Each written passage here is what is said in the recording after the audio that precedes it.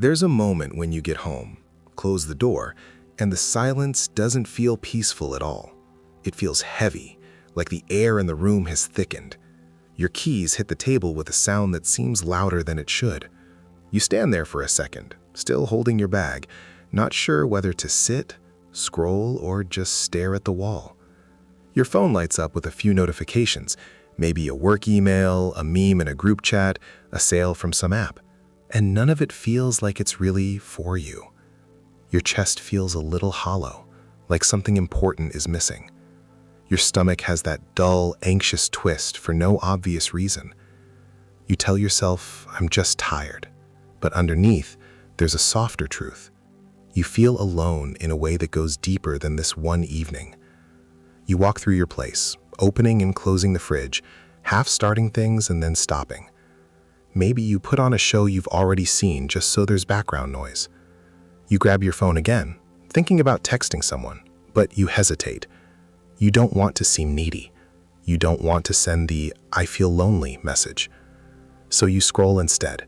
You see other people out with friends, partners, families, smiling in photos, and it hits you with that familiar ache in your chest.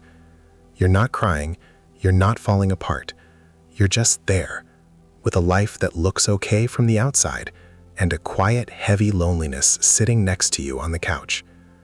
That's how loneliness often appears, not as a big breakdown, but in small, ordinary moments like this.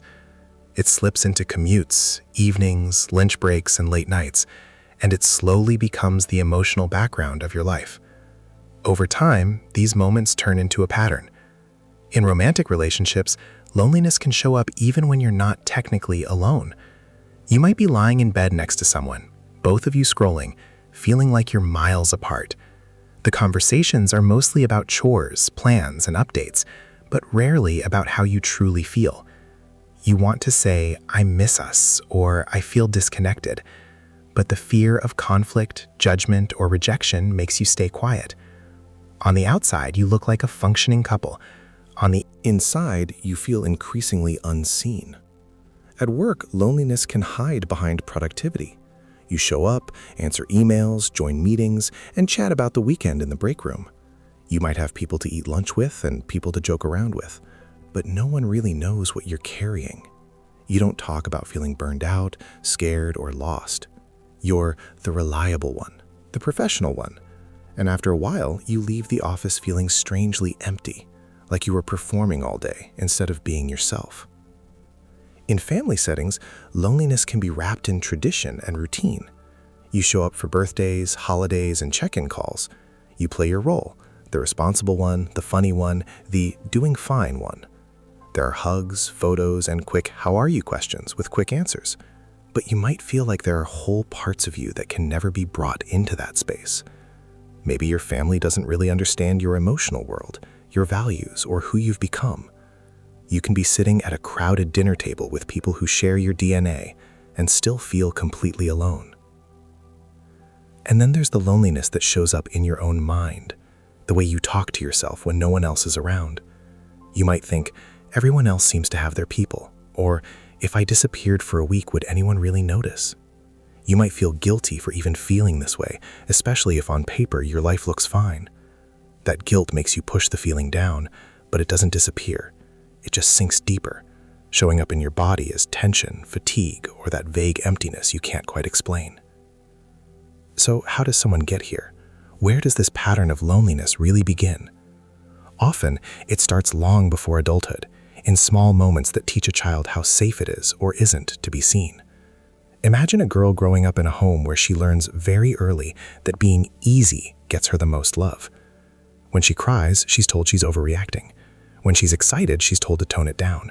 When she's sad, she's told other people have it worse. She notices that the adults around her smile more when she's helpful, quiet, and low maintenance. So she starts to hide her feelings.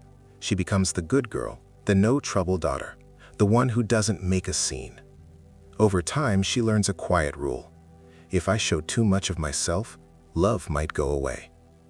As an adult, she might look social and kind, but inside, she doesn't really expect anyone to hold her deeper emotions. Loneliness shows up not because she has no people in her life, but because she never learned how to let someone fully in. Now picture a boy who's told, directly or indirectly, that emotions are weakness. Maybe he cries and someone says, "Man up." Maybe he shows fear and gets laughed at. Maybe he watches adults around him shut down their own feelings, keep everything together, and never talk about what hurts. He learns that being strong means not needing anyone. So he starts handling everything himself. He becomes the problem solver, the independent one, the person who says, "I'm fine," even when he's not. As an adult, he might be respected and admired, but under that strong image, there's often a deep, unspoken loneliness, because letting someone see his vulnerability feels dangerous. There are also families where love exists, but emotional connection is thin. Parents might provide food, shelter, and education, but not emotional attunement. Maybe feelings were brushed off with, "You'll be okay," "Stop crying," or "Don't be so sensitive." Maybe deeper conversation was always awkward or quickly avoided. The child learns not to expect emotional understanding. They learn to keep their inner world to themselves. Later, as an adult, they might not even know what emotional closeness is supposed to feel like. Loneliness becomes the default background, so familiar that it feels normal. Culture adds another layer. Many societies praise independence, performance, and self-sufficiency. You're supposed to be strong, busy, productive, and unfazed. Needing people too much is often mocked or judged. Social media creates the illusion of connection while increasing comparison and isolation. You might have hundreds of contacts and still no one you feel safe crying with. You might share posts daily and still feel like nobody really knows what's going on. Inside you. Underneath all of this sits a key psychological idea: attachment. Attachment is simply how your nervous system learned to relate to closeness, comfort, and support. If you grew up feeling that most of the time someone was emotionally available when you were hurting, you tend to move through the world believing that people can be trusted. If instead comfort was inconsistent, dismissive, or overwhelming, your system might have learned to either cling tightly or shut down around connection. For some, this turns into anxious patterns. You want closeness, but you fear losing it. You overthink messages, worry about being too much, and might chase attention or reassurance. You can be surrounded by people and still feel deeply lonely because nothing ever feels fully secure. For others, it becomes avoidant patterns. You avoid depending on others, keep your inner world private, and pull back when someone gets too close. You may not use the word lonely, but the distance you keep comes with a cost. You end up alone inside, even when you're with others. Most people have a mix of these patterns depending on the relationship.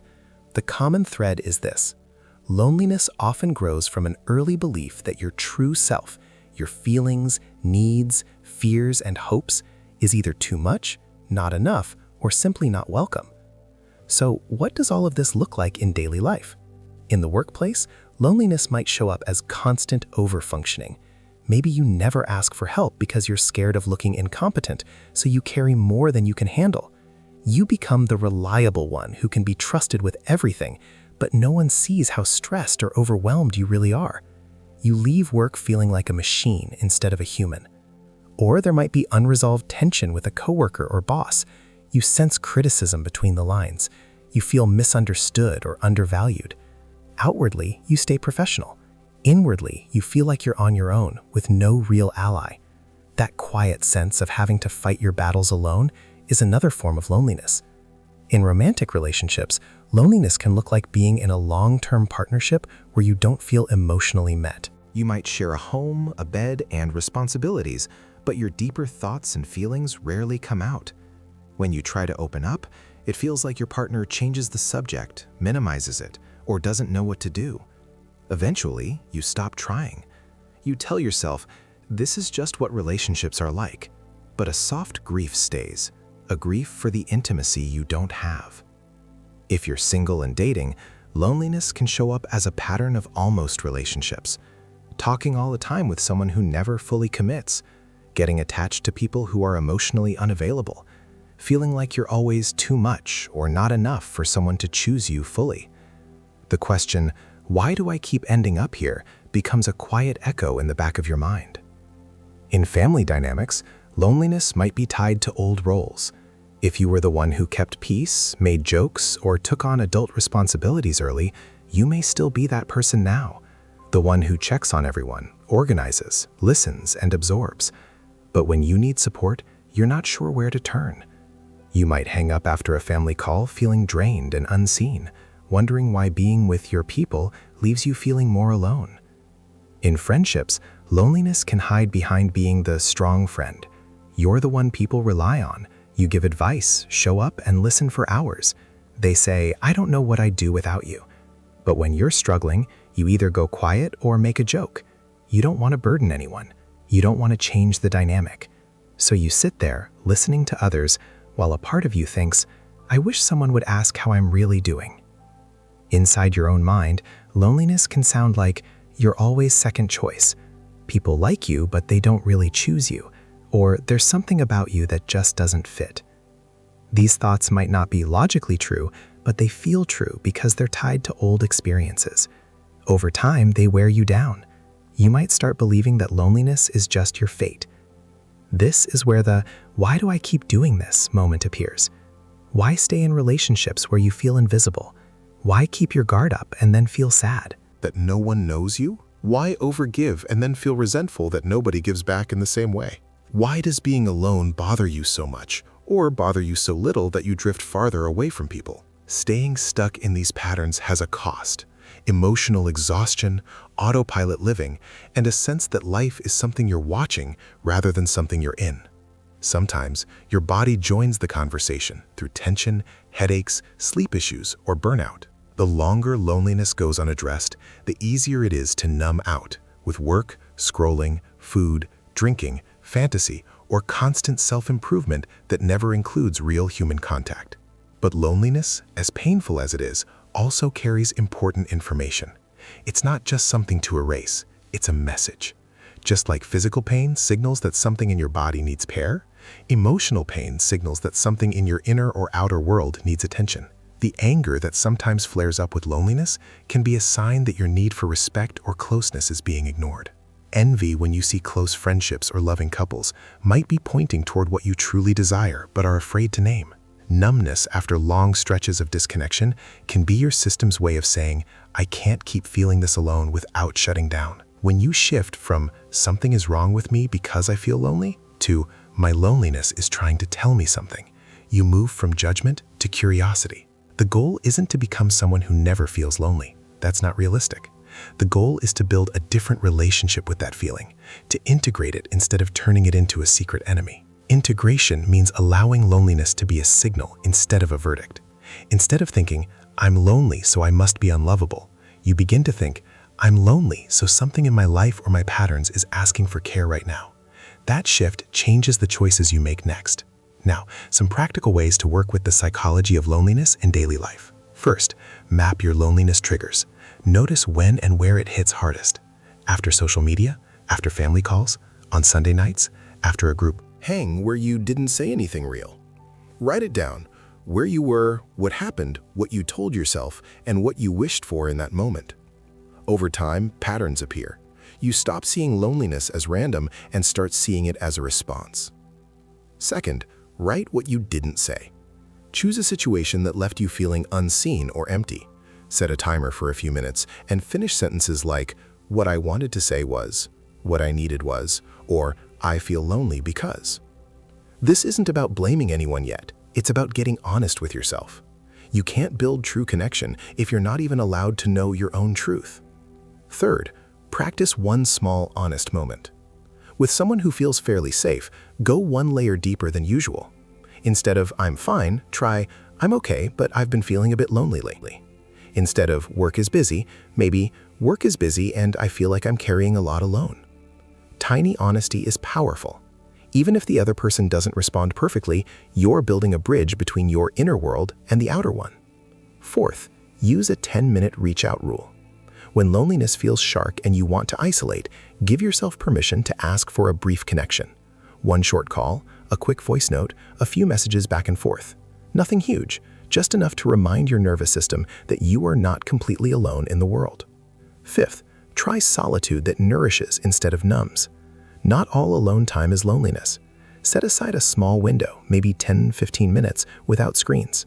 Sit, walk, stretch, or journal. Ask yourself, what am I actually feeling? And what would be kind to myself right now?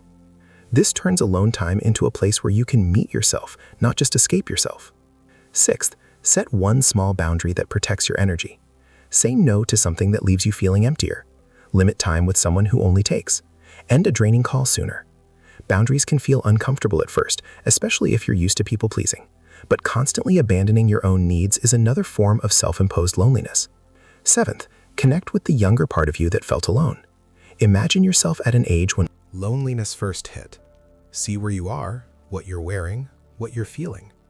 Then, in your mind, sit beside that version of you. Tell them what they needed to hear. You shouldn't have had to go through that alone. Your feelings make sense. I'm here with you now. It might feel strange, but offering compassion to that younger self softens the old belief that you're on your own emotionally. With consistent practice, your experience of loneliness begins to change. You start noticing it earlier and responding with care instead of shame. You start reaching out a little more often and a little more honestly. Some relationships deepen as you show more of yourself. Others fade if they were only built on roles and performance. That can hurt, but it also makes room for connections that fit who you actually are. Your inner voice becomes kinder. You stop telling yourself that your need for connection is embarrassing or weak. You see it as part of being human. You gain more freedom to choose your responses instead of letting old patterns run the show. When loneliness nudges you toward texting someone who always leaves you hanging, you pause. You feel the familiar desperation, recognize the old story underneath, and choose something different. Maybe reaching out to someone more reliable, or simply sitting with yourself in a gentler way.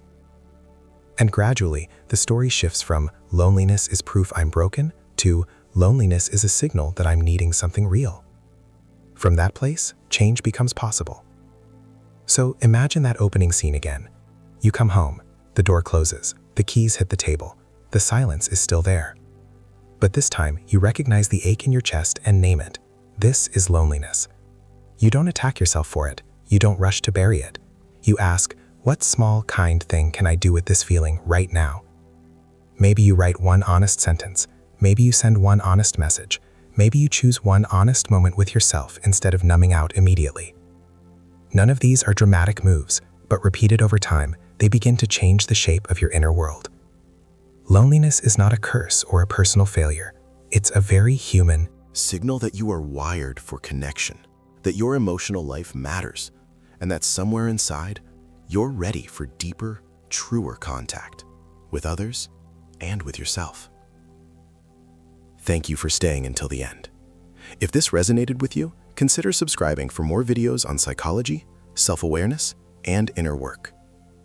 And if you feel like sharing, which part of loneliness shows up most strongly in your life? Relationships, work, family, friendships, or those quiet moments alone with your own thoughts?